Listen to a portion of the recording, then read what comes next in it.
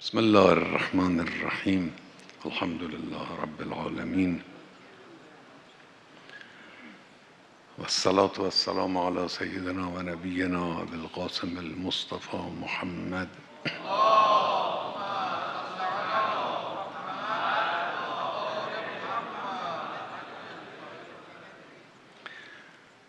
و علی آله الاطیبین الاطهرین المنتجبین سیما بقیت الله فی الارضین. خیلی خوش آمدید برادران عزیز، خواهران عزیز، مسئولان محترم. انشاءالله که برکات الهی شامل حال همه شما و همه ملت ایران انشاءالله باشه و ماه رمضان به معنای واقعی کلمه برای همه شما ماه مبارک باشه. ماه رمضان ماه تقواست. من و شما که مسئولیم هممون به رعایت تقوا بیش از دیگران نیاز داریم. یه چند کلمه‌ای، چند دقیقه‌ای در این زمینه عرایضی میخوام عرض بکنم. خب این آیه شریفه یا ایها الذین آمنوا کتب علیکم الصیام کما کتب علی الذین من قبلکم لعلکم تتقون. این لعل شاید تقوا پیشه کنید، این به معنای امیده. یعنی امید این هست که این اتفاق بیفته. خب در مورد خدای متعال امید معنا نداره. خدا عالم به سر و خفیات و همه چیز.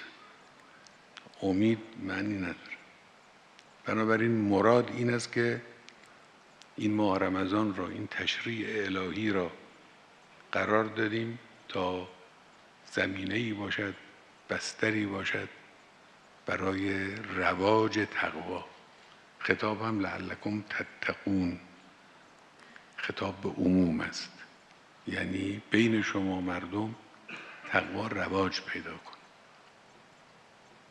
ماه رمضان بنابراین ماه رواج تقواست. تقوا یعنی چه؟ تقوا اونطوری که در ترجمه ها رایج شده درست هم هست، یعنی پروا کردن. در تعبیرات معمولی ما ها ملاحظه کردن، میگن فلانی ملاحظه فلانی رو داره، شما ملاحظه فلان کس رو داری.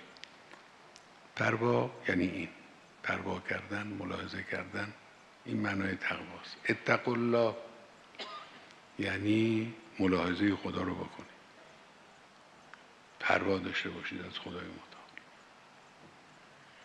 یک خط مستقیمی به شما نشان داده است در این حرکت عظیم حیات بشری که محفوف به مشکلات، مثل زمینی که فرض کنید این گوشه اون گوشش مین وجود داره در زمین. یه راهی رو باز میکنن، یعنی این راه سلامت، راه امنیت، از اینجا برید. صراط مستقیم این ملاحظه خدا. اتقوا الله یعنی حواستون باشه از این راه منحرف نشید، کج و راست نشید، گرفتار خواهید شد، مشکل براتون درست میشه. اگر از این راه رفتید اون وقت نتایج خوبی به دست شما خواهد رسید. اون نتایج را هم خدا در قرآن مکرر در آیات متعدد قرآنی بیان کرده. لعلکم ترحمون، اتقوا الله لعلکم ترحمون، رحمت الهی. لعلکم تفلحون، فلاح، فلاح یعنی رستگاری. اگر تقوا بود رستگاری برای انسان پیش میاد. لعلکم تهتدون، در بعض از آیات هست تقوا موجب هدایت. وقتی تقوا پیشه کردید مشکلات، کوره راه ها از جلو شما عقب خواهد رفت، راه درست برای شما روشن خواهد شد. موجب فرقان است. یجعل لکم فرقانا، اگر تقوا داشته باشید. فرقان یعنی قدرت تشخیص. خیلی مهمه. ما در همه مسائل زندگی نیاز داریم به قدرت تشخیص که راه درست رو از نادرست، حق رو از باطل تشخیص بدیم. با تقوا فرقان به وجود میاد، قدرت تشخیص به وجود میاد. یک چیز دیگه، و من یتق الله یجعل له مخرجا. مخرج یعنی بنبست شکنی. بنبستی وجود نداره. اگر تقوا باشه بنبست در کارتون نیست. در همه زمینه‌ها اگر تقوا داشته باشید، مراعات کنید، همون پروای مورد نظر را از خدای متعال و ملاحظه خدا داشته باشید، بنبستی در مقابل شما وجود نداره. و بصیرت، اینا وعده های قرآنی است برای تقوا. و من اصدق من الله قیلا. هیچ کس، هیچ وعده دهنده‌ای صادق‌تر از خدای متعال نیست. وقتی خدای متعال وعده میده این تحقق پیدا میکنه، قطعی است، در این شکی نیست. خب در حاشیه دعوت به تقوا در قرآن که از اول تا آخر قرآن بارها و بارها ما دعوت شدیم به تقوا و همین حقیقت کارساز و راهگشا. در قبال این تقوای از غیر خدا هم مطرح شده. افغیر الله تتقون که ظاهراً به نظرم سوره نحله. وله الدین واصبا افغیر الله تتقون. آیا از غیر خدا ملاحظه میکنی؟ خب غیر خدا یعنی چه؟ ملاحظه پدر انسان، مادر انسان خوبه، ملاحظه برادر مؤمن خیلی خوبه، اینا مراد نیست. یعنی قدرت‌های غیر خدایی، قدرت‌های ضد خدایی. پس وقتی ما پایبند تقوا شدیم، از قدرت خدا پروا می‌کنیم، از قدرت‌های غیر خدا پروا نمی‌کنیم. پروا نمی‌کنیم یعنی ملاحظه اونا رو نمی‌کنیم. نه اینکه حواسمون رو جمع نمی‌کنیم. چرا؟ باید حواسمون جمع باشه. اما از اونا نمی‌ترسیم. فکر نمی‌کنیم که زندگی ما، سعادت ما، آینده ما، سرنوشت ما دست اوناست. این لازمه تقواست. ببینید اینا همه راه‌های پیروزی یک ملت ها، یعنی ملت امت اسلامی، لیظهره علی الدین کله که خدای متعال مکرر چند بار در قرآن آمده است. این اینجوریه. یعنی وقتی تقوا بود، اینجور اندیشیدن، اینجور عمل کردن بود، قهرن شکوفایی پیش میاد، حرکت پیش میاد، پیشروی، اعتلاء، ارتقا. اون وقت لیظهره علی الدین کله میشه. خب حالا تقوا دامنه وسیعی هم داره. یعنی از خلوت دل شما تقوا وجود داره که شهوات رو در دل راه ندید، ریب و شک در حق رو در دل راه ندید، هوای نفس رو از خودتون دور کنید. این مشکلاتی که ماها دچارش هستیم. دیشب تلویزیون یه برنامه از امام رضوان الله علیه پخش میکرد که خب واقعا امام حکیم به معنای واقعی کلمه بود. این حرف که میزد همش حکمت از دل او جاری میشد. یه جمله ایشون که البته ما بودیم تو اون جلسه، اما خب تذکر خیلی لازمه. دیشب توی بیانات ایشون بود. ایشون میگفتن که ماه رمضان موجب میشه که از شهوات خودمون رو دور کنیم، به خصوص شهوات معنوی. شهوات معنوی این سخت‌تره. قدرت طلبی، جاه طلبی، اینا شهوات منه. اینی که انسان سعی کنه در همه میدانهای زندگی خودش رو تحکیم کنه، این اون قدرت اون شهوت معنوی، شهوات ظاهری و مادی و اخلاقی و اینا هم که به جای خود محفوظ.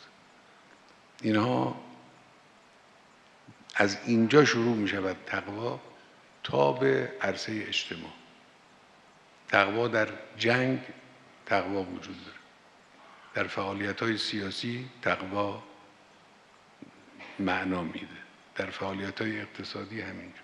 اون وقت من و شما که مسئولین هستیم در کشور، مدیریت‌های مختلف به عهده ماست دیگه. ما حرکتمون، قولمون، فعلمون، ضمیرمون، تصمیممون به سرنوشت مردم ارتباط پیدا میکنه. اینجاست که تقوا اهمیت پیدا میکنه. اینی که گفتم تقوا برای من و شما مهمتر از مردم عادی است، به خاطر این باید مراقبت کنیم، تقوا به خرج بدیم. کارگزار حکومت مبتلا به ارتباط نزدیک با حقوق مردم. اگر چنانچه بی تقوا باشد حقوق مردم پامال خواهد شد، اون وقت دیگه قابل جبران نیست. حالا فلان کار خلافی که شخصی ظلم به نفس انسان انجام میده، خب توبه میکنه، بعد یه جوری جبران میشه. اما وقتی حقوق مردم پامال شد، چجوری انسان بخواد اینو جبران کنه؟ اینه. خب این رو به عنوان یک تعهد مدیریتی در نظر بگیرید.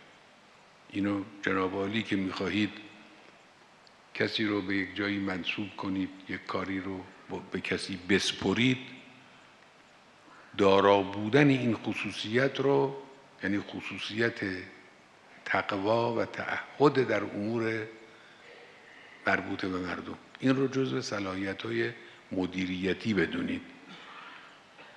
یکی از صلاحیت‌های مدیریتی اینه که ببینید این طرف دارای تقوا هست، یعنی کاری که به اون میسپرید با امانت انجام میده یا نه.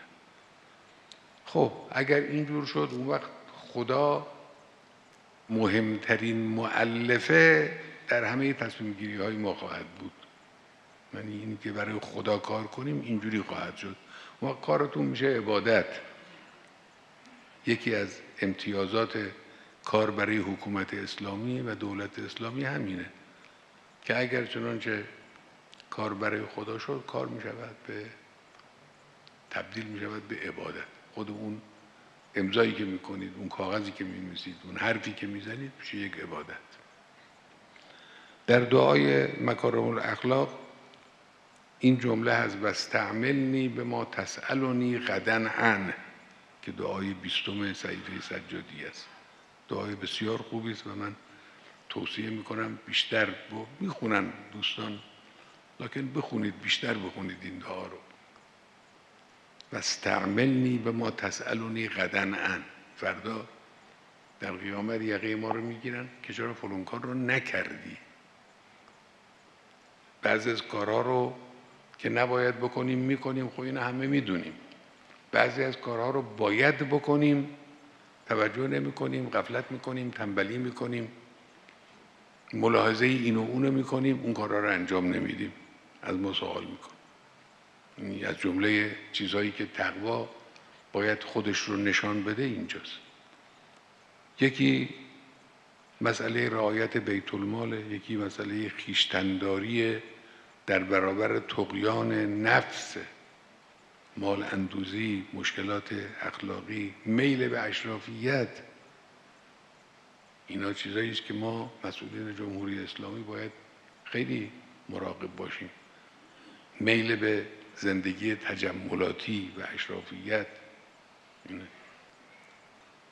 و سکنتم فی مساکن الذین ظلموا، در همون ساختمانی که اون طاغوت حکمرانی میکرد، ما در همون ساختمان حکمرانی کنیم، مثل او هم عمل بکنیم. خب این که نشد که ما او فرقی نداریم. روشمون بایستی با روش بندگان شیطان و اتباع شیطان متفاوت باشه. دو جور ممشا و مسلک وجود دارد در رسیدن به قدرت. در همه کسانی که به قدرت دست پیدا میکنن این معنا وجود داره. دو جوره. یک جور مال اهل دنیاست، منتظرن به قدرت دست پیدا کنن، به حکومت دست پیدا کنن تا به مطامع شخصی خودشون برسن. یعنی تلاش میکنه برای اینکه به ریاست جمهوری برسه. در دوره ریاست جمهوری زمینه‌هایی فراهم میشه که زندگی او یه زندگی بهتری میشه و اینها. یعنی برای او رسیدن به قدرت وسیله است برای رسیدن به شهوات نفسانی، برای رسیدن به چیزهایی که مال و ثروت و شهوات و چیزهایی که نفس او طلب میکنه. این یه جور هست. غالبا اهل قدرت اینجوری بود. غالبا چون اهل دنیا بودن، دنبال دنیا بودن، قدرت هم براشون دنیا بود و نتایج اون قدرت هم براشون جز دنیا چیز دیگری نیست. این یک سلوک، نحوه سلوک و نحوه مشی کسانی که به قدرت دست پیدا میکنن. یکی هم نحوه مشی انبیاء، یجلس جلسة العبید یأکل اکل العبید درباره پیغمبر، مثل غلام ها نشستنش روی زمین مثل نشستن برده ها، یعنی هیچ گونه تعینی برای خودش قائل نیست. خوردنش، غذا خوردنش، رفاقت کردنش اون مقام عظمتی که بود.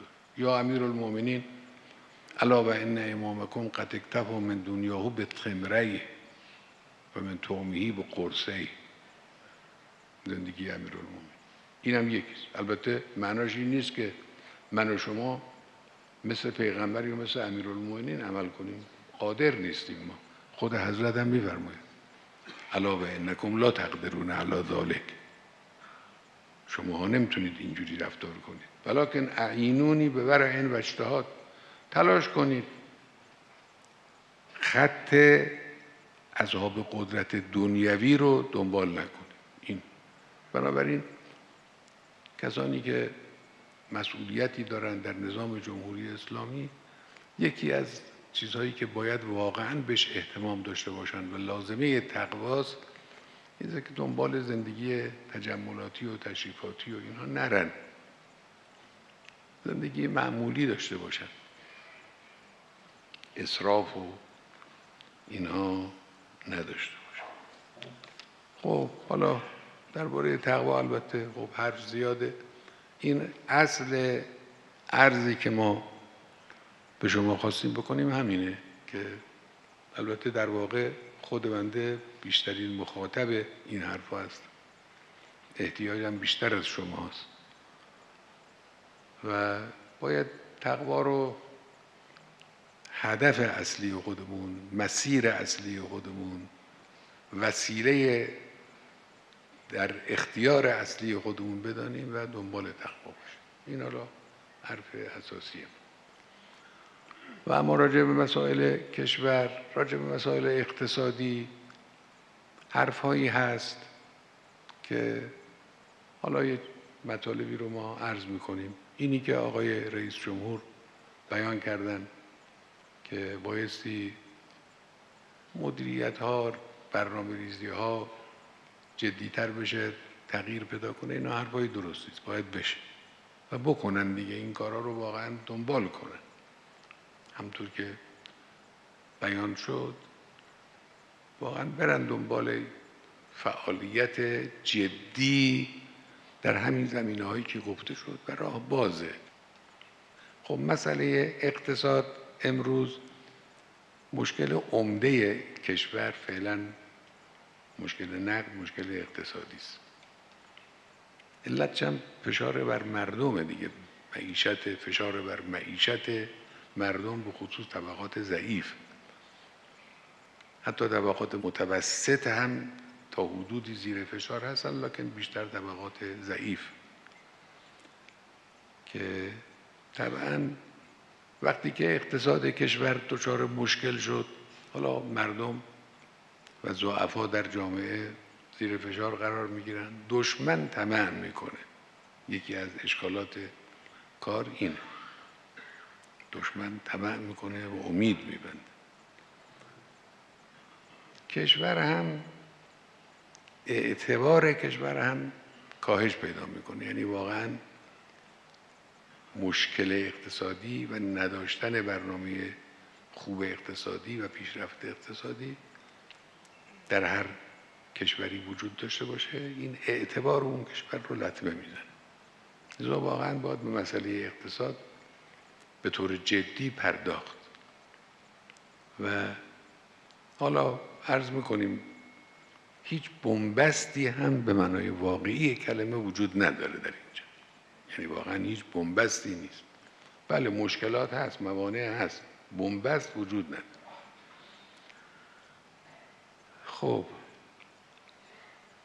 دشمنان ما در رأسشون آمریکا با امید اینکه بلکه بتونن از این راه به جمهوری اسلامی ضربه‌ای وارد کنن، تحریم ها رو تشدید کردند و به قول خودشون تحریم های بی سابقه، راست هم میگن، این تحریم هایی که اینها بر جمهوری اسلامی تحمیل کردن بی سابقه است. منتها مهم این است که جمهوری اسلامی فلز محکمی داره. اینو بعضی از ناظرین جهانی هم گفتن که اگر این تحریم ها و این فشارها به هر کشور دیگری وارد میشد تأثیرات مهمی رو اونا میگذاشت. لکن جمهوری اسلامی به اتکاء مردم، به توفیق الهی، به همت مسئولینی که در گوشه و کنار کشور مشغول کارن استحکام داره. ولی فشار اونا کار خودشونو کردن. دشمن همه تلاش خودش رو به خرج داده و کار خودشو کرده. او از خباثت و بدجنسی خودش کم نگذاشت. هدفشون هم این است که مسئولین رو به تسلیم وادار کنن، محاسباتشون رو جوری تغییر بدن که منتهی بشه به این که تسلیم بشن، یعنی بیان در مقابل آمریکا تسلیم بشن و مردم رو هم در مقابل نظام قرار بدن. هدف دشمن این. خب این محاسبه غلطی است. یعنی محاسبات آمریکا محاسبات غلطی است. قبلا هم در سالهای گذشته، در این 40 سال همینجور محاسباتی رو آمریکایی ها داشتن و نتیجه نگرفتن و ضرر کردن و ضربه مورد نظر خودشون رو نتوانستند در جمهوری اسلامی وارد کنند. حالا هم همینجوره. این دفعه هم قطعاً شکست خواهند خورد، در این تردیدی نیست. منتها اون کینه و بغضی که نسبت به ایران اسلامی اینها دارن، اینا رو کور کرده. یعنی محاسباتشون رو خراب کرده. نمیتونن درست محاسبه کنن. این کینه و بغضشون واقعا اونها رو کور کرده. والا در خود آمریکا کسانی که با این شیوه برخورد خباثت آلود و وحشیانه نسبت به ایران و گروه‌های مسلمان و گروه‌های مقاومت به کار گرفته میشه، در خود آمریکا افراد زیادی هستن که مخالفن. دستشون به جایی بند نیست. مقالاتشون، گفته‌هاشون، اینهاشون رو میبینیم، میخونیم، میدونیم که چی میگن. لکن اینها نمیفهمن. مسئولین کنونی آمریکا واقعا درکی ندارن و نمیفهمن. من همینجا این را عرض بکنم، هیچ کس از هیبت ظاهری آمریکا نباید بترسه. هیچ کس. یعنی این واقعا خیلی خطاست. بعضی ها آدم احساس میکنه از این هیبت ظاهری و تشر و هیاهو و اینها جا میزنن و وحشت میکنن. این غلطه. این هیبت ظاهری ابرقدرت ها کارشون رو همینجوری پیش میبرن، با هیاهو. اون قدرت واقعی اونها به قدر اون هیاهویی که میکنن نیست، خیلی کم داره. اون تا تشر میزنن، هیاهو میکنن، تهدید میکنن، اینو اونو میترسانن. هیچ کس نباید، نه از اونا باید ترسید، نه از ثروت این قارونهای خلیج فارس، این قارونهایی که اطراف ما هستن. اینا هم هیچ غلطی نمیتونن بکنن. میلیاردها تا حالا خرج کردن علیه ما در بخش‌های مختلف، به جایی هم نرسیدن، یعنی واقعا دستشون به جایی بر نشد. اینا آمریکا در سال 57 1357 که سال انقلاب عظیم اسلامی ماست، از حالا قدرتمندتر بود، از حالا به مراتب قدرتمندتر بود. جیمی کارتر که اون وقت رئیس جمهور آمریکا بود، از این بابا که حالا سر کاره، هم عاقل‌تر بود، هم قدرتش بیشتر بود. این هم قدرتش کمتره، هم قدرت مالیش کمتره، هم قدرت سیاسیش کمتره و هم عقلش کمتره. و یک مأموری هم در داخل ایران داشتن که بر همه امور مسلط بود. پهلوی، محمد رضای پهلوی مأمور اونها بود، برای اونها کار میکرد، طرفدار اونها بود و در اینجا هم همه امور کشور دست او بود. اینم داشتن. در این حال ملت با دست خالی توانست آمریکا رو شکست. خب اون حرکت انقلابی ممکنه شما بگید که خب اون انقلاب بود، الان هم انقلابه، الان هم انقلاب، الان هم جوانهای انقلابی، تعداد جوانهای پرشور انقلابی از اون روزی که انقلاب پیروز شد کمتر نیست و عمق اندیشه انقلابی اونها بیشتر هم هست. اینجوری نمونه هاشو شما اگر ملاحظه کنید، هم در حوادث گوناگونی که در کشور پیش میاد، در بزرگداشت‌های انقلاب، امروز اون حرکت انقلابی، شور انقلابی در جای لازم خودشو نشان میده. این هم هست. بنابراین هیبت آمریکا کسی رو نرسون. با همه اینها، حالا من بعد باز مسئله آمریکا رو بعداً آخر صحبتم اگر انشالله وقت شد یه چند جمله دیگه خواهم گفت. مسئله اقتصاد کشور مسئله مهم روز ماست، باید به این بپردازیم. اقتصاد ما یکی از اقتصادهای بزرگ دنیاست. زیرساختهای اقتصادی ما زیرساختهای خوبی است. بایستی همونطور که اشاره کردن مدیریت ها رو به شکلی تنظیم کنیم و ترتیب بدیم که بتوانند از این موجودی به بهترین وجهی استفاده کنند. ظرفیت‌های فراموش شده و مغفول واقع شده رو واقعا به کار بگیریم. اینه. چند تا بیماری مزمن اقتصاد ما داره که اینا رو اگر بتونیم تو این برهه، این برهه‌ای که حالا با مسئله نفت گلاویز هستیم و اینها و تحریم و این چیزا مطرحه، اگر بتونیم در این برهه این چند تا مسئله این بیماری رو حل کنیم، به نظر من اقتصاد ما جهش پیدا خواهد. یکی مسئله وابستگی به نفت. عیب بزرگ اقتصاد ما وابستگی به نفت. ما این مایه رو از زیر زمین در آوردیم بدون هیچ گونه ارزش افزوده‌ای، پول نقد و مثل پول نقده در آوردیم دادیم، دلار گرفتیم خرج کردیم، خرج امور جاری و امور زندگی کردیم. غلط. این صندوق توسعه‌ای که ما تشکیل دادیم به خاطر همین بود که ما بتوانیم به تدریج خودمون رو از نفت جدا کنیم.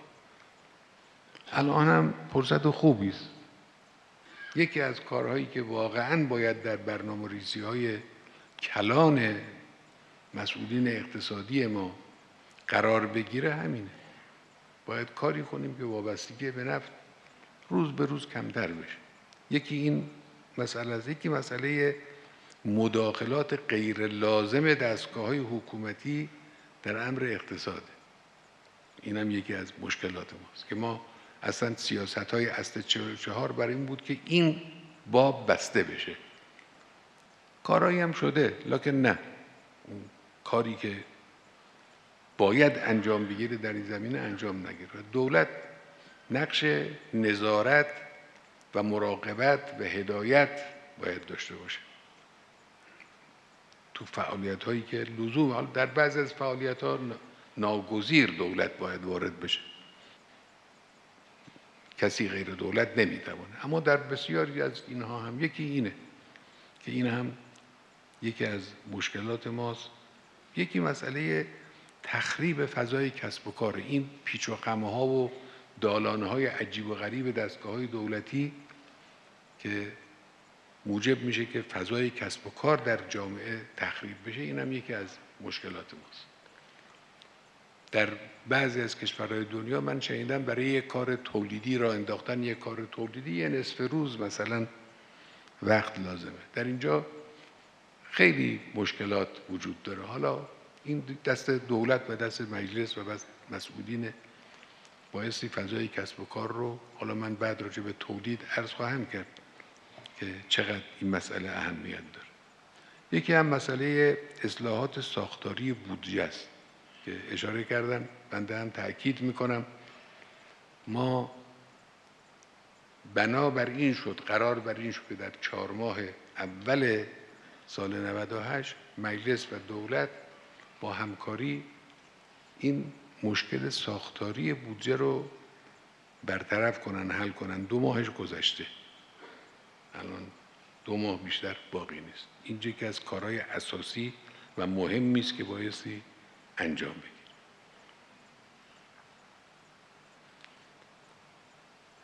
خب اصلاح ساختار نظام بانکی که حالا اینم چون دیگه حرفای زیادی در این زمینه هست و جاش هم تو این مجلس نیست، ما با مسئولین مکرر در این زمینه ها صحبت کرد. به نظر میرسه میتوانیم در زمینه اصلاح ساختارها تو این بره کار کنیم. یه مقداری احتیاج داره به مدیریت شجاعانه، یه مقدار با شجاعت مسئولین دولتی تو این قضیه وارد بشن، ملاحظه غیر وظیفه و غیر قانون و غیر مصلحت کشور رو نکن. من اینجا یادداشت کردم مدیریت شجاعانه، امیدوارانه، جهادی، با اشراف میدانی بر مشکلات. خیلی از مشکلات رو توی اتاق اداره و مدیریت و پشت میز نمیشه فهمید، باید رفت توی صحنه، تو عرصه، تا مشکلات رو بتوان لمس کرد. عدم انفعال در برابر دشمن، شرطی نکردن اقتصاد کشور به تصمیم اینا، یکی از مسائل مهمینه. اقتصاد رو وابسته نکنیم به اینکه ببینیم آمریکا آیا اون چیزها رو تمدید خواهد کرد، معافیت‌ها رو، یا نخواهد. اصلا هیچ. ما از اول یکی از مشکلات کار ما همینه، این چند ساله مکرر این اتفاق افتاد.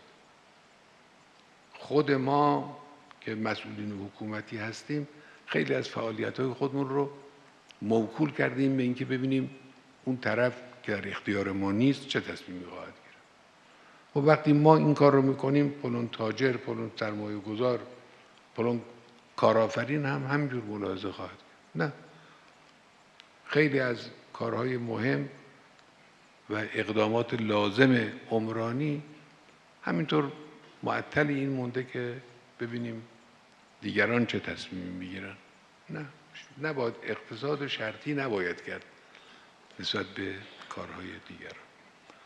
یک نکته هم این است که ظرفیت‌های مردمی رو فعال کنیم. واقعا این بارها عرض کردیم و الان هم من تکرار میکنم، اینم به خاطر آشنایی و معرفتی است که بنده نسبت به وجود این ظرفیت‌ها به حمدالله پیدا کردم و میدونم ما ظرفیت مردمی وسیعی داریم، جوانهای خوبی داریم، جوانهای فاضل، تحصیل کرده، کارآفرین، خوشفکر، مبتکر در بخش‌های مختلف. به اینا باید اعتماد کنیم، از اینا باید دعوت کنیم، فراخوان بدیم برای کارهای مختلف. روی نقطه مثلا دولت تو مسائل اقتصادی فرض کنیم روی مسئله، من باب مثال مسئله ارزش پول ملی، من باب مثال تمرکز کنه، از این جوونا بخواد بیان بشینن فکر کنن، تلاش کنن، کار کنن، راه حل بدن، اقدام کنن. اینا ظرفیت و توکل به خدا. این هم با توکل به خدای متعال این کارا رو انجام بدیم، به نظر من انجام میگیره. یکی از چیزهایی که خیلی لازمه این است که با عوامل مخرب بخش‌های گوناگون اقتصاد باید دولت برخورد کنه و همه باید پشتیبان دولت باشن در این برخورد. خب امروز قاچاق هست، احتکار هست، دلالی‌های بسیار مضر هست، گزارش‌هایی در مورد حالا خریدهای خیانتکارانه نسبت به گندم، نسبت به گوشت و امثال اینا، ارزاق عمومی میرسه که اینا مطرح هم شده با مسئولین. اینا خیانته، با اینا باید برخورد بشه. فلان جنس رو وارد کردن توی انبار نگه داشتن، باید این برخورد بشه، این احتکار باید برخورد بشه. خب بله، وقتی که شما برخورد کردید سر صدا درست میشه، یه عده‌ای جنجال میکنن، هیاهو میکنن، همه باید پشت سر دولت قرار بگیرن، کمک کنن. تعزیرات دولتی بتوانه به معنای واقعی کلمه کار کن.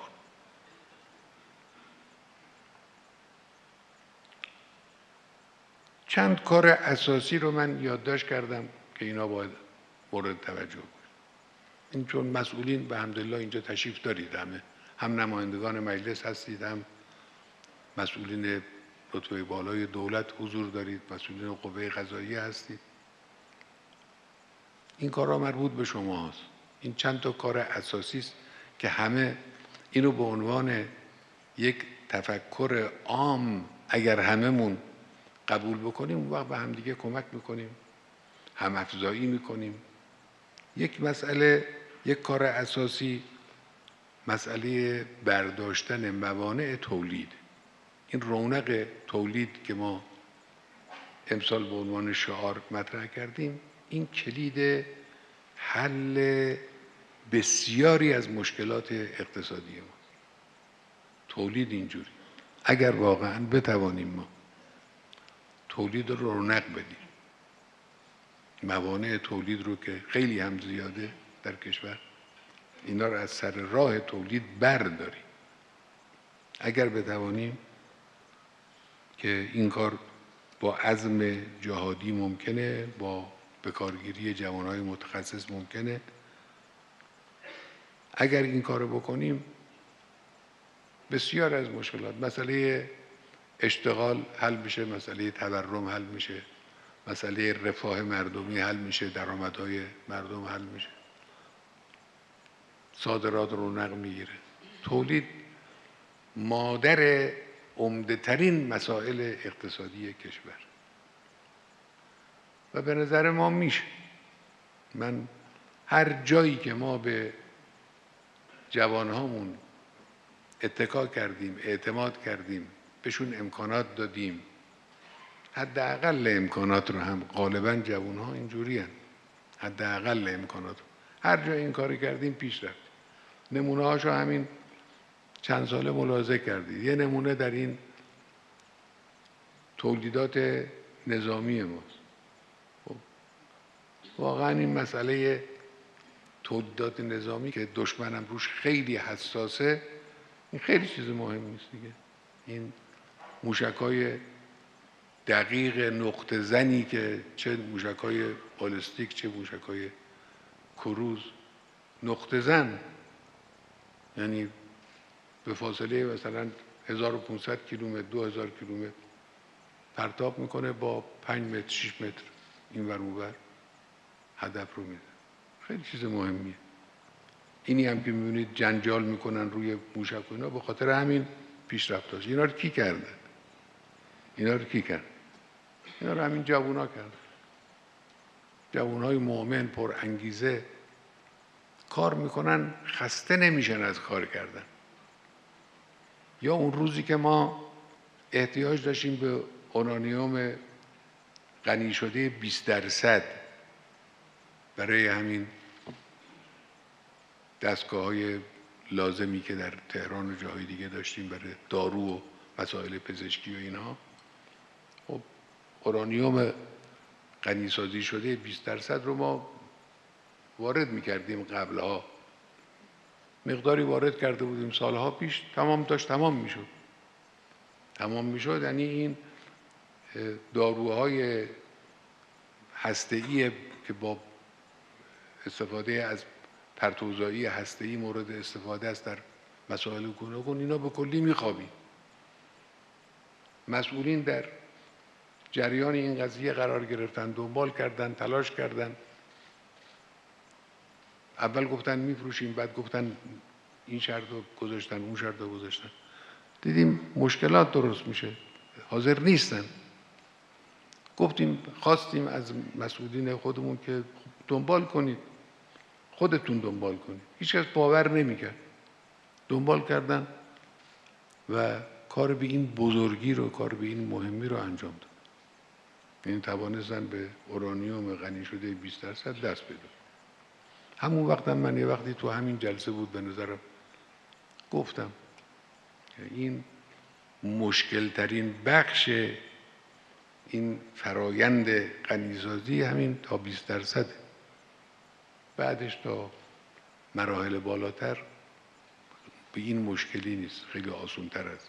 این قسمت مشکل رو، این بخش سخت راه رو تونستن برن. کی رفت؟ جوانای ما.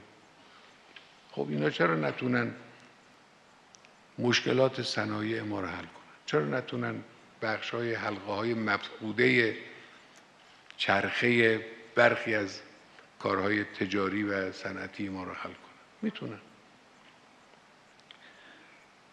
باید به اینها اعتماد کرد. این یک کار اساسی. مسئله رونق تولید رو باید جدی گرفت.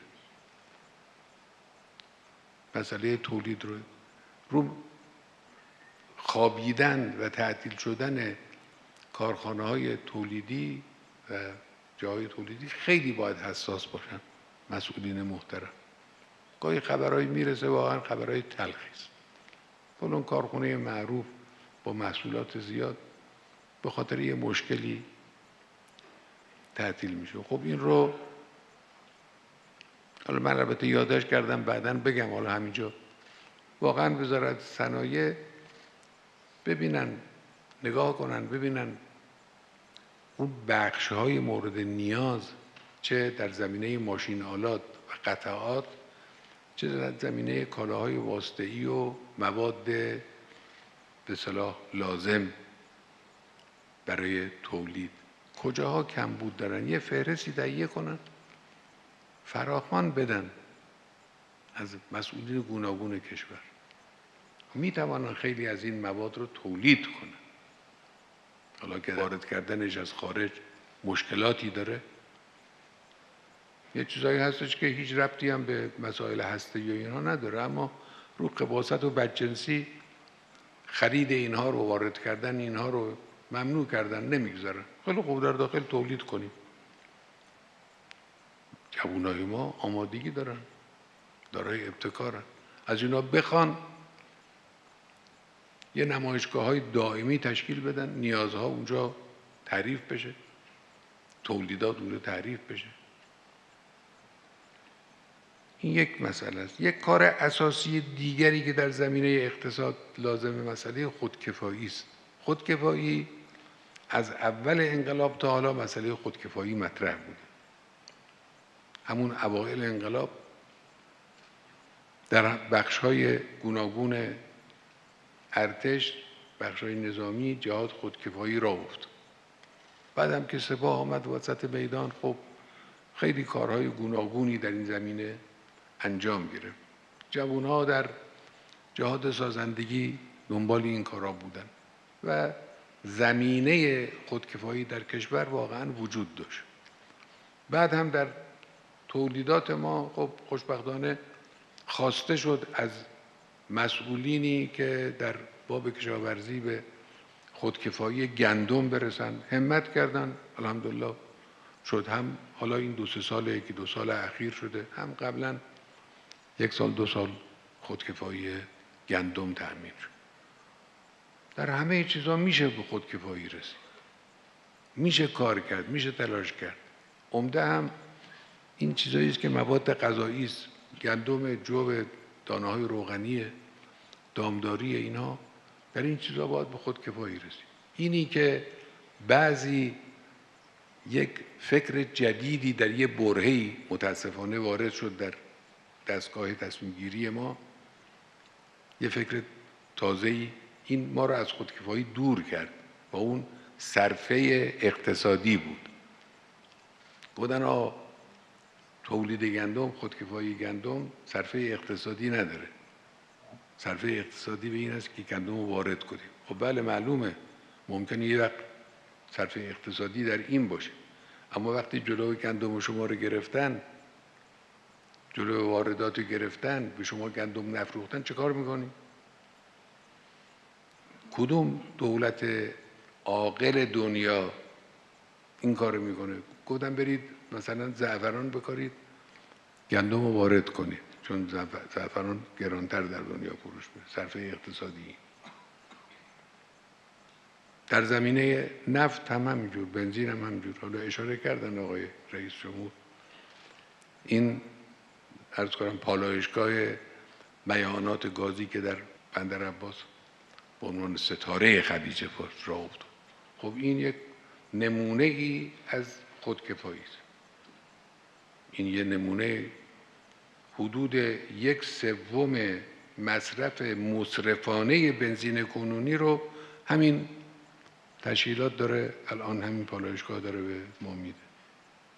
الان مصرف بنزین در کشور مصرفانه است، همین 100 میلیون لیتر و 90 میلیون لیتر و بیشتر و گاهی بیشتر و گاهی خود کمتر در روز، این مصرفانه است، نباید باشه.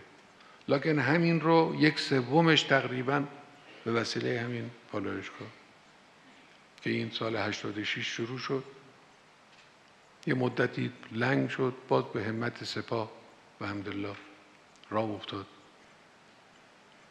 الان هست. این خودکفایی یعنی این خیلی باید اهمیت. در همه زمینه‌ها ما باید به خودکفایی فکر کنیم. قدرت کشور در خودکفایی است، اقتدار کشور، آبروی کشور در خودکفایی است. باید بتوانیم ارکان لازم نیازهای خودمون رو خودمون تهیه کنیم. یه مسئله سوم که اون هم جزو چیزهای اساسی است، مسئله فضای کسب و کار و افزایش سهولت کسب و کاری که قبلا اشاره کردم. تولید مشکل می شود، یعنی واقعا مقررات، انقدر مقررات گوناگون متناقض، این دستگاه اون دستگاه اون دستگاه. اینو ما یه وقتی در 1-2 بار 2-3 مرتبه تا حالا در جلسات مسئولین دولتی هم اینو مطرح کردیم، ازشون خواستیم. خب همت نشده به این اندازه لازم. من خواهش میکنم این قضیه رو خیلی جدی بگیریم، خیلی جدی بگیریم. کاری بکنید که کار تولیدی تشویق بشه. خب امروز همه میدونن نقدینگی در کشور به حد خیلی زیادی رسیده، خیلی زیاد. این نقدینگی میتوانه بلا باشه، مایه تورم باشه، به هر جایی هجوم بکنه، ویرانگری کنه، مثل سیل. میتوانه هم مثل یه دریاچه، مثل یه استخر، رحمت الهی باشه اگر هدایت بشه به سمت تولید. همین نقدینگی چرا هدایت نمیشه؟ چون تولید کننده، یکی از عللش البته اینه، تولید کننده دچار مشکل، صرفه خودشو در این نمیبینه که کار تولیدی بکن. من امسال اول سال تو سخنرانی روز عید گفتم بعضی ها بودن مشکلات تولید را قبول میکردن محض رضای خدا، من دیده بودم خودم کسی رو میگفت میتونم این سرمایه رو بذارم تو بانک و از سودش استفاده کنم، سپرده‌گذاری طولانی مدت دارای منافع زیاد، هیچ دغدغه‌ای هم نداره، اما میخوام تولید کنم برای خاطر خدا، چون کشور نیاز داره به این تولید. خب اینجور آدم‌ها کمن، باید کاری کنیم زیاد بشه. موانع تولید رو بایستی برطرف کنیم. یک نکته مهم در مسئله اقتصاد کشور اولویت بخش کشاورزی است. بخش کشاورزی هم از جهت اینکه غذای مردم و مواد خوراکی مردم به وسیله بخش کشاورزی تأمین میشه که در درجه اول قرار داره، هم به خاطر اینکه الان بیشترین اشتغال در بخش کشاورزی، اونطور که به من گزارش کردن حدود 30% اشتغال در بخش کشاورزی. بعدم اگر چنانچه مسئله کشاورزی پرداخته بشه، مسئله روستاها و عرض کنم که مشکلات روستاها و بردن کارخانه‌های تبدیلی و صنایع تبدیلی به روستاها و برطرف کردن مشکلات فروش کالاها از روستا به وسیله روستاییان، اینا رو اگر چنانچه دنبال بکنیم به نظر من این کمک بسیار زیادی خواهد کرد به پیشرفت اقتصاد. اهمیت بخش کشاورزی از اینجا معلوم میشه. گاهی اوقات خبر تعطیلی بعضی از واحدهای تولیدی کشاورزی به گوش میرسه که خب خیلی خبر تلخی است وقتی هر موردی که انسان میشنوه. کارهای مهمی در این زمینه باید انجام بگیره که دیگه من رو یادداشت کردم، لزومی نداره، یعنی وقتمون کمه. در بخش صنایع و معادن همطور که گفتیم گاهی اوقات احتیاج پیدا میشه در یک کار صنعتی به یک قطعه، این قطعه رو باید از بیرون یا فلان ماده یا فلان ماده مواد اولی باید از خارج وارد کنیم، مشکلات هست، نمیشه انتقال پول از در بانک ها امکان نداره، مشکلات هست، نمیشه. خب این در داخل باید همت کنیم در داخل تولید کنیم. یعنی یکی از کارهایی که باید در زمینه مسائل اقتصادی حتما انجام بگیره به عهده وزارت صنایع کاری کنن که صنایع ما، صنایع و معادن بتوانه به صورت روان کارش رو انجام بده. ما امروز به حمدالله گروه‌های تحقیقاتی متعددی داریم، شاید هزارها گروه تحقیقاتی الان در کشور هست، هم در داخل دانشگاه ها هستن هم در بیرون دانشگاه، اغلب هم جوان.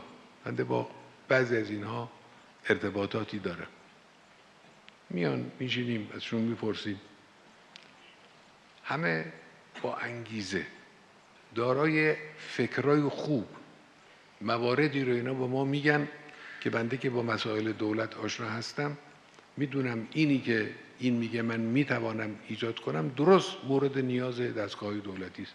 ما گاهی اوقات اتفاق افتاده که اینا رو به هم وصل کردیم، دفتر ما متصدی این کار شدن، گفتیم اقدام کنن، این گروه تحقیقاتی رو به فلان وزارتخونه وصل کردیم که و کارشون راه افتاد. ما امروز از این جهت یک ثروت عظیمی داریم، ثروت بی‌بدیلی داریم، ثروت نیروهای انسانی کارآمد و پرانگیزه، جوان پرانگیزه است، خسته نشوه، پرحوصله است، دارای ابتکار هم هست، غالبا هم متدین و انقلابی، اونایی که حالا بنده آشنا شدم و میشناسم و از دور و نزدیک اطلاع دارم، غالبا بچه‌های انقلابی، جوانای انقلابی پرشور، علاقمند. از اینا باید دستگاه استفاده کنه. وزارت صنایع باید یه برنامه روشنی ارائه کنن، اون حلقه های مفقوده صنایع رو معلوم کنن، فراخوان بدن، از اینها بخوان، گروه های امکانات در اختیارشون بگذارن، غالبا با پولهای کمی اینا راه میافتن. غالبا اینجوره. الان یکی از چیزهایی که فرصتهایی که وجود داره همین جبران خسارات سیله. خب سیل خسارات زیادی رو وارد کرد، امکانات زندگی و وسایل زندگی و اینا رو. کارخونه‌های ما به کار بیفتن. یکی از کارهای اساسی همینه که ما جوری این اعتباراتی که برای مناطق سیل زده در نظر میگیریم، جوری اینها رو تنظیم کنیم، جوری برنامه‌ریزی کنیم، جوری اینا رو هدایت کنیم که به رونق کارخانجات کشور بیانجامه. تولید نریم با سراغ واردات بی‌رویه. فلان جنس رو میخواییم مثلا فرض کنید که به مناطق زلزله زده بدیم، تو کشور کمه یا نیست، بریم سراغ واردات. نه، بریم سراغ تولید، بریم سراغ نیروی تولید کننده داخلی. تسهیلات رو و کمک ها رو به این صورت تنظیم کنیم. این هم یک مطلب. یک مطلب هم مسئله مسکن سازی است. مسکن، مثلا رشته مسکن از جمله رشته های کارآفرین در کشور. یکی از غفلت هایی که شد در این چند سال این بود که به مسکن پرداخته نشد. مسکن صنایع زیادی رو به کار میاد. خود تولید مسکن صنایع زیادی رو به خدمت میگیره و به کار میاد. کارآفرینه، تولید آفرینه، خودش تولید. الان ما نیاز داریم به مسکن در مناطق سیل زده، چه مسکنایی که باید ترمیم بشن، چه مسکنایی که باید ساخته بشن. این یه فرصت، از این باید استفاده کرد. دستگاه‌هایی که میتوانند در این زمینه‌ها به دولت کمک کنن کم نیست. بخش خصوصی در اینجا میتوانه حضور پیدا کنه. همین جوانهایی که اشاره کردم میتونید فراخوان بدید، از اینها بخواهید بیان کمک کنن. یک حرکت عظیم اشتغال آفرینی در کشور به وجود میاد. ما توجه کنید که در مواجهه با دشمن شعار جمهوری اسلامی و انقلاب اسلامی مقاومت. دشمن میخواد تجاوز کنه، پیشروی کنه. دو راه در مقابل این دشمن وجود داره. دشمنی که میخواد هی پیش بیاد، یه راه این است که شما عقب برید. تا شما عقب برید او پیش میاد. هر چه شما عقب برید او پیش میاد. یک راه این است که بایستید، مقاومت کنید و تجربه خود ما در جمهوری اسلامی به تجربه های تاریخ و صدر اسلام و اینا نمیخوایم تمسک کنیم. در جمهوری اسلامی تجربه ما نشان میده که مقاومت جواب میده در مقابل دشمن. هر جا ما مقاومت کردیم جواب گرفت. در دفاع مقدس، در بخش‌های گوناگون، در تحریکات امنیتی که می‌کردن علیه ما، در مسائل اقتصادی.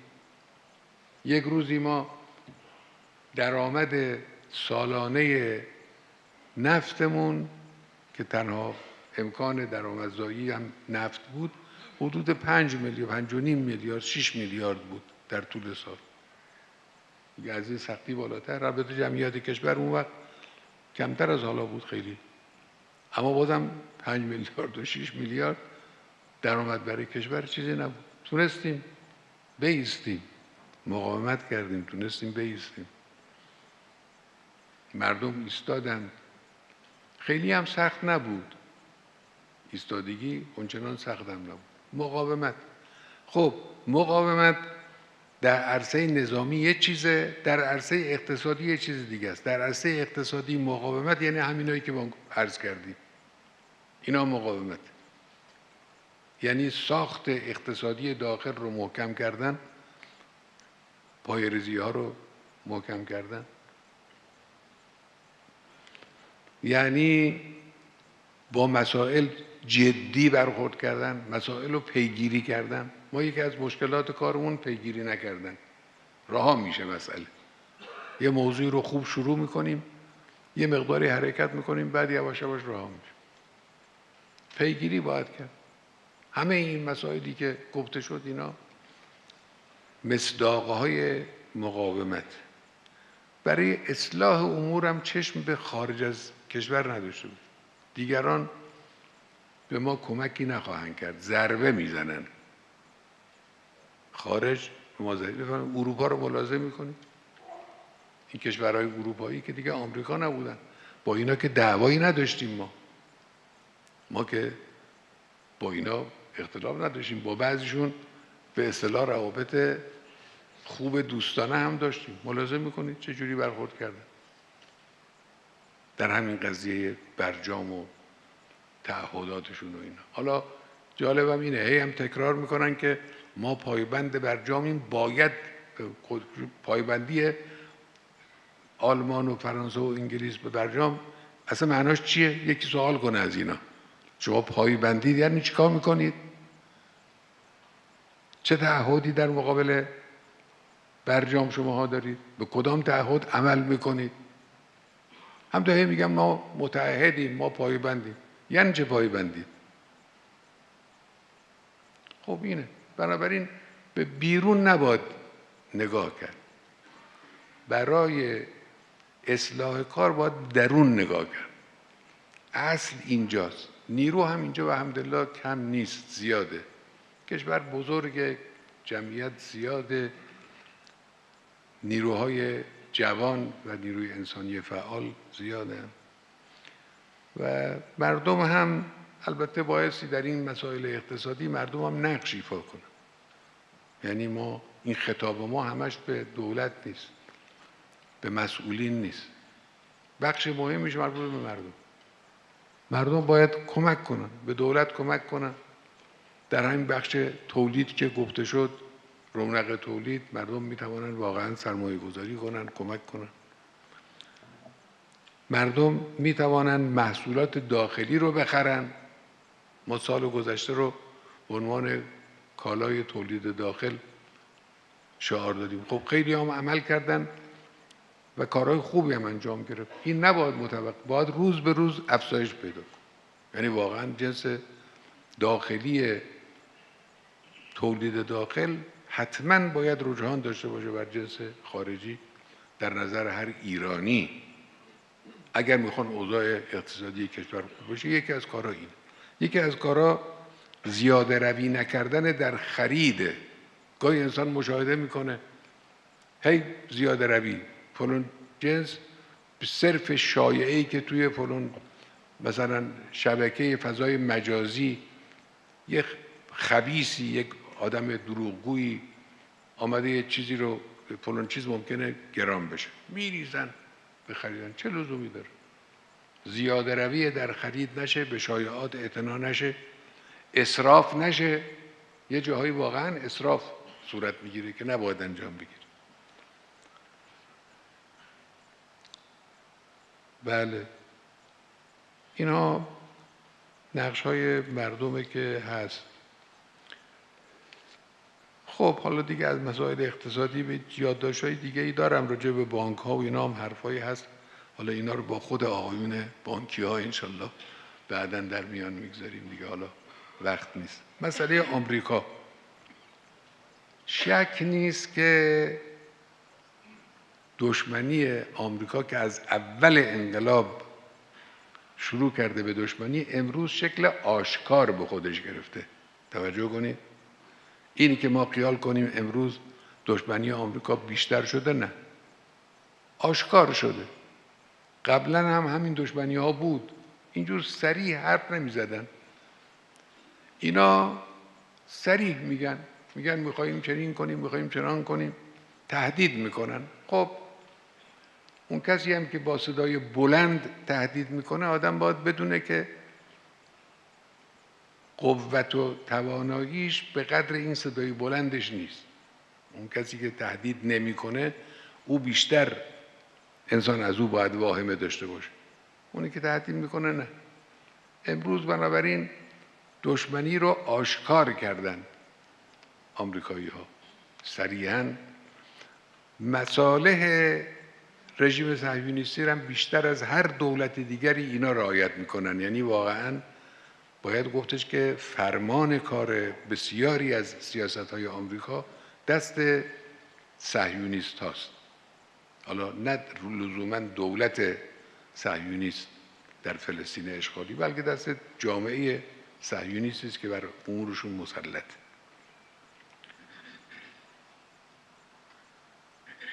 خودشون هم احتیاج دارن، یعنی این دولت کنونی آمریکا احتیاج داره به اینکه هارت و هورت کنه. میبینید گاهی اوقات میگه، چند بار تا حالا تکرار کرده که این سیاست‌های ما ایران رو تغییر داد.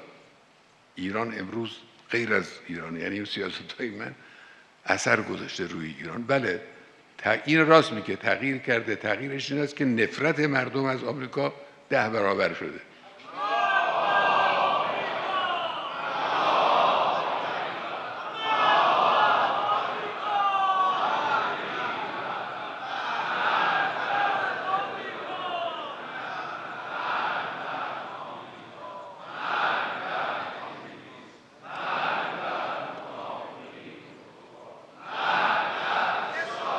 نفرت مردم از اینا بیشتر شده.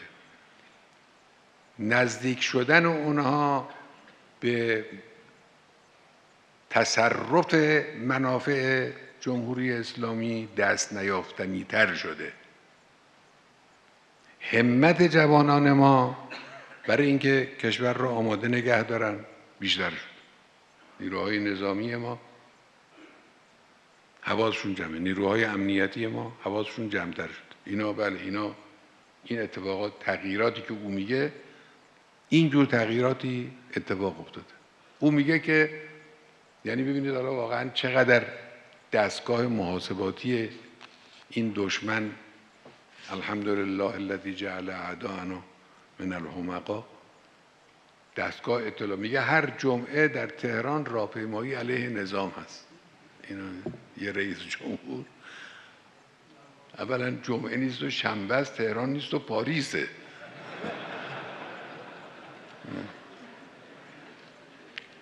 این دشمنی رو اینها دارن. خب این دشمنی که هست، اینو که یه نکته‌ای که غالباً مورد توجه نیست این است که آمریکا الان خودش در درون خودش درگیر مشکلات بزرگ اجتماعی و اقتصادی و اینهاست. البته در زمینه اقتصادی یه پیشرفتایی داشتن، منتها صاحب نظران میگن این پیشرفت‌ها کوتاه مدت، ادامه دار نخواهد بود. لکن مسائل مهم، مشکلات مهم اجتماعیشون الان برقراره. وضع دولتشون هم وضع منسجمی نیست. این حرفایی که متناقض میزنن، یکیشون یه حرفی میزنه، یکیشون یه حرف دیگری میزنه. این ساعت، این امروز یه چیزی میگن، فردا ضد او رو میگن. اینا نشون دهنده آشفتگی است. حالا اونی که من اینجا یادداشت کردم در گزارش وزارت کشاورزی آمریکا، که این گزارشی است که وزارت کشاورزی آمریکا داده، 41 میلیون آمریکایی دچار گرسنگی و نداشتن امنیت غذایی هستند. این وضع آمریکا. یعنی این هیاهوها و هارت و هورت‌ها و به خیال خودشون فشار اقتصادی به ملت ایران وارد کردن از طرف یه چنین دولتی تو کشور خودش، طبق آماری که خودشون میدن 41 میلیون دچار ناامنی، دچار گرسنگی، تعبیر گرسنگی است. در زمینه وضع اجتماعی یه مرکزی دارن به نام مرکز آمار ملی حیاتی آمریکا. این مرکز میگه که 40% ولادت‌ها در آمریکا نامشروعه. 2,200,000 200,000 زندانی در آمریکا وجود داره. در دنیا بی‌نظیره، یعنی به نسبت جمعیت بی‌نظیره. هیچ جای دنیا به نسبت جمعیت این همه زندانی نداره. بالاترین آمار مصرف مواد مخدر در جهان در آمریکاست. مواد مخدر، اینا این مشکلات اجتماعی ایناست دیگه، گرفتارن. 31% تیراندازی‌های جمعی در دنیا در آمریکا اتفاق میفته. هر روز میشنوید دیگه، میبینید تو روزنامه‌ها میخونید، تو فلان مدرسه، تو فلان باشگاه، تو فلان ایستگاه مترو تیراندازی. اینا وضع اجتماعی ایناست، گرفتارن. آدم دلش هم میسوزه برای مردم اونها. وقت کی میاد میشه رئیس جمهورشون؟ آدمایی که این همه دور از حقیقت و واقعیت. بنابراین دشمن رو خیلی بعضی‌ها بزرگ و خطرناک نکنن. دشمن دشمنی است که گرفتاره. البته نمیخوایم غفلت از دشمنی دشمن بشه. دشمن نتوان حقیر و بیچاره شمرد، اما نتوان هم دشمن رو اونچنان پرهیبت و پرعظمت شمرد که طرف در مقابل او احساس کنه که نمیتونه کاری بکنه. نه خیر، دشمن اونچنان قوی نیست. دشمن مشکل داری است. سیاستاش هم غلط. این سیاستایی که این چند سال این رئیس جمهور به کار برده، این سیاست‌ها تقریباً عموماً به ضررشون تمام شده. از لحاظ سیاسی امنیت. سیاست‌های در منطقه ما که اینجوریست، سیاست‌های اروپاییشون اینجوریست. در مواجهه با بعضی از قدرت‌های آسیایی سیاست‌هاشون به ضررشون تمام شد. سیاست‌هاشون سیاست‌هایی بود است که نتوانسته به اونها کمکی بکن. این مسئله 7,000 میلیارد دلاری که این شخص در انتخابات، در تبلیغات انتخاباتیش میگفت، این بازم ادامه داره. بازم دارن خرج میکنن. حالا البته دستشون تو کیسه سعودی ها هم هست، اما بنابراین در سیاستاشون موفقیت نداشتن. در این سیاست مواجهه با جمهوری اسلامی هم من به شما عرض بکنم قطعاً آمریکا شکست خواهد خورد.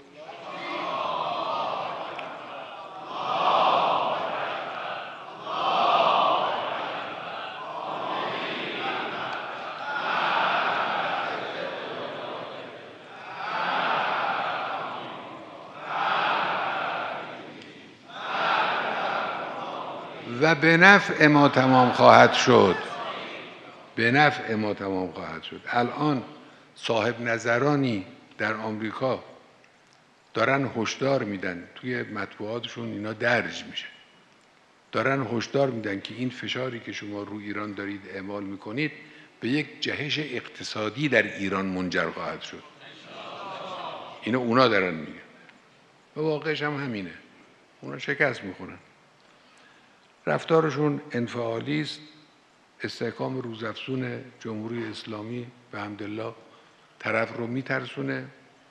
از رو انفعال دست به چنین کارهایی میزنند و بنابراین این رو باید توجه داشت. خب حالا بعضی ها در داخل آدم میبینه، میشنوه که او که میگه مذاکره، اینا هم مثلا میگن حالا مثلا مذاکره خب چه عیبی داره؟ مذاکره سمه برای مذاکره ما و آمریکا تا وقتی آمریکا این نیست که الان هست. تعبیر امام تا وقتی آدم نشده. امام اینجوری تعبیر کرد. سمه. با این دولت کنونی یه سم مضاعفه. مذاکره یعنی معامله، یعنی یه چیزی بدی یه چیزی بگیری. اونی که در این معامله مورد نظر اوست درست نقاط قوت جمهوری اسلامی است. مذاکره رو این میبرن. میگن بیاید، نمیگن بیاید مذاکره این راجع به آب و هوا. راجع به منابع طبیعی، راجع به محیط زیست. میگن بیایید مذاکره کنیم درباره سلاح دفاعی شما. شما چرا سلاح دفاعی دارید؟ خب سلاح دفاعی برای یک کشور ضروری است. اینا میگن بیاین رو این مذاکره کنیم. مذاکره کنیم یعنی چه؟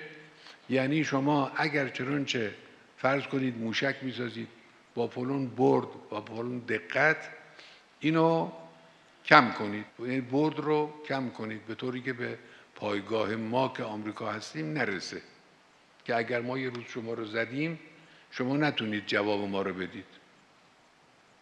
و این مورد معامله است. شما قبول میکنید اینو یا قبول نمیکنید؟ معلومه که قبول نمیکنید. وقتی قبول نکردید همین آش است و همین کاسه، همین دعوا، همین سر صدا. هیچ ایرانی غیرتمندی و با شعوری بحث دین و انقلاب و اینا نیست. ایرانی با شعوری نمیره راجع به نقاط قوت خودش با طرف مقابل معامله کنه. طرفی که میخواد این نقاط قوت از دست او بیرون بیاره معامله نمیکنه. اینا رو لازم داریم. ما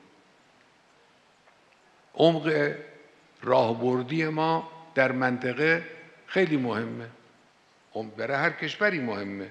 عمق راهبردی سیاسی و امنیتی چیز اساسی است برای حیات همه دولت‌ها و ملت‌ها. و ما به حمدالله عمق راهبردیمون خیلی خوبه در منطقه. اینا از این ناراحتن، میگن بیاید رو مسائل منطقه صحبت کنیم، یعنی شما عمق راهبردیتون از دست بدید. رو اینا میگن مذاکره کنیم. خب بنابراین اصل مذاکره غلطه. مذاکره با کسی که آدم حسابی باشه غلطه. حالا اینا که آدم حسابی هم نیستن، آدمایی که زیر حرفشون میزنن، تعهدشون به هم میزنن، پابند به هیچ چیز نیستند، نه یه چیز اخلاقی، نه یه چیز قانونی، نه یک امر عرف بین المللی، به هیچ چی پابند نیستن. با اینو بنابراین مسخره است. حالا البته هیچ کس توی عقلای ما کسی نیست که دنبال این مسئله باشه. آحاد ملت هم که خب معلومه بعضی گوشه کنارگاهی یه سرصدایی میکنن. مذاکره بنابراین مطلقاً معنی نداره و همونطور که قبلا هم بارها گفتیم چنین چیزی نیست. اون دولت قبل از اینها که اینها با اینکه اونا خب ظاهرشون خیلی اتو کشیده تر و بهتر از اینها بود دیگه، یعنی اوباما حالا یه نامه فدایت شوم برای ما نوشت و ما هم یه جوابی بهش دادیم بعد از مدتی و بلافاصله نامه دوم نوشت. من می‌خواستم جواب بدم، بازم در این بین فتنه 88 پیش آمد که خوشحال رفتن سراغ فتنه‌گرا، دفاع از فتنه، حمایت از فتنه. اونایی که حالا ظاهرشون ظاهر اینجوری بود، باطنشون این بود. به مجرد اینکه فتنه اینجا راه افتاد، با همه اون حرفایی که قبلا زده بودن، اون اظهار ارادت‌ها، همه که انه فراموششون شد، ملحق شدن به جریان فتنه علیه جمهوری اسلامی. اینا که خب بنابراین گزینه قطعی ملت ایران مقاومت در مقابل آمریکاست.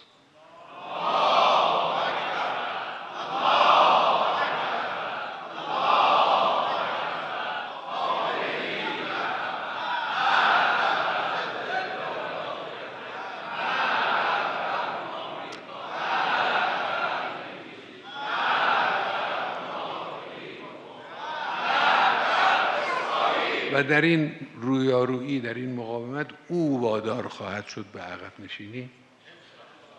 و بحث مقاومت هم بحث برخورد نظامی نیست. اینی که حالا بعضی هم مسئله جنگ و تو روزنامه و تو فضای مجازی و اینا مطرح میکنن، حرف بی خودی است. جنگی بنا نیست انجام بگیره و انجام هم نخواهد گرفت به توفیق الهی. نه ما دنبال جنگیم، اونا هم به صرفشون نیست که دنبال جنگ باشن، میدونن که به صرفشون نیست. ما هم که خب اهل ابتدا به کار نظامی نیستیم، هیچ وقت نبودیم، الان هم نیستیم. این برخورد اراده هاست. این رویارویی اراده هاست. اراده ما از اونها قوی تره. ما علاوه بر اراده قوی توکل به خدا رو هم داریم و ذالک بأن الله مولی الذین آمنوا و ان الکافرین لا مولی لهم. اونا مولا ندارن، ما متکی هستیم به اراده الهی. بنابراین انشاءالله آینده خوبی است و سختی ها هم اونچنانی که تصویر میکنن بعضیا و توصیف میکنن نیست و نخواهد بود. انشاءالله دولت خودمون، مسئولین کشور با همت، با قدرت، با اراده قوی، با مدیریت ها و تدبیرهایی همونطور که اشاره کردن نو و تازه انشاءالله به مواجهه با حوادث خواهند رفت و پیروز خواهند شد. پروردگارا و محمد و آل محمد ملت ایران رو در همه این رویارویی ها پیروز بفرماید. پروردگارا امام بزرگوار و عزیز ما رو که این راه رو در مقابل ما باز کرد با اولیایش محشور کن. پروردگارا به محمد و آل محمد اونچه را که گفتیم و اونچه را که نیت کردیم و اونچه را که عمل خواهیم کرد انشاءالله برای خودت و در راه خودت قرار بده و اون رو از ما قبول بفرما. و السلام علیکم و رحمت الله و برکاته.